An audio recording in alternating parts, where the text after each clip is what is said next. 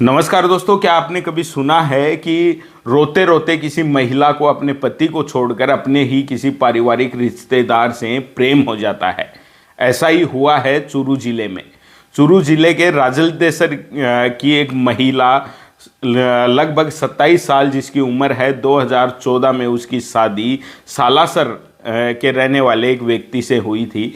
महिला का आरोप है कि उसका पति शराब पीकर उसके साथ मारपीट करता था, उस पर अत्याचार करता था और इससे तंग आकर एक दिन वो अपने घर के बाहर बैठकर रो रही थी दुखी मन से।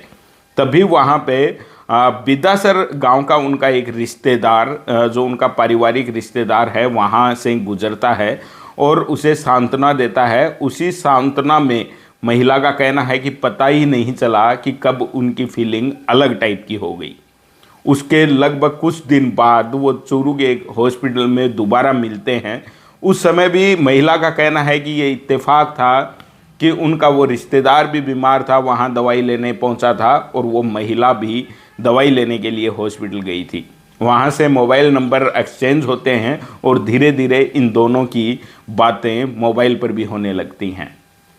धीरे धीरे ये बातों का सिलसिला है वो प्रेम में बदल जाता है और एक तरफ ये जो महिला है उसका पति शराब पीकर उसके साथ मारपीट करता है, तो वहीं दूसरी तरफ अपने उस रिश्तेदार जो बिदासर के नज़दीक दड़ीबा गांव का गोपाल प्रजापत है, उससे नज़दीकियाँ बढ़ती जाती हैं और उधर से महिला को प्रेम मिलता है। ये महिला 2 बेटियों की माँ है और फिर एक दिन अचानक फरवरी में एक दिन ये महिला निकल के अपने इस नए प्रेमी और रिश्तेदार के साथ कोटा चली जाती है और लिव इन रिलेशनशिप में रहने लगती है। अब ये दोनों कपल चूरू एसपी ऑफिस पहुंचे हैं और वहां से सुरक्षा की गुहार लगाई है कि उनका पति और उसके ससुराल वाले उन्हें धमकियां दे रहे हैं और उन्हें मारने की धमकी मिल रही है। दोस्तों, आज समाज जिस दिशा में जा रहा है, ऐसा हमेशा से होता आया है कि पति और पत्नी के बीच में कहा सुनी और कुछ झगड़े चलते रहते हैं। लेकिन पहले का जो ज़माना था उसमें आस पड़ोस और जो रिश्तेदार थे वो बैठ के उनमें सुलह करवाने का प्रयास करते थे। लेकिन यहाँ मामला दूसरा है।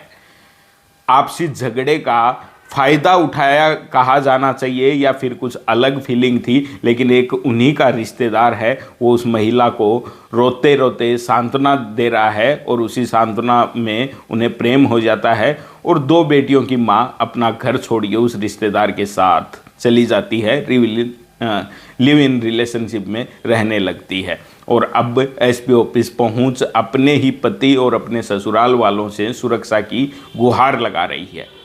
आप इस खबर के बारे में क्या सोचते हैं, कमेंट करके ज़रूर बताएं। धन्यवाद।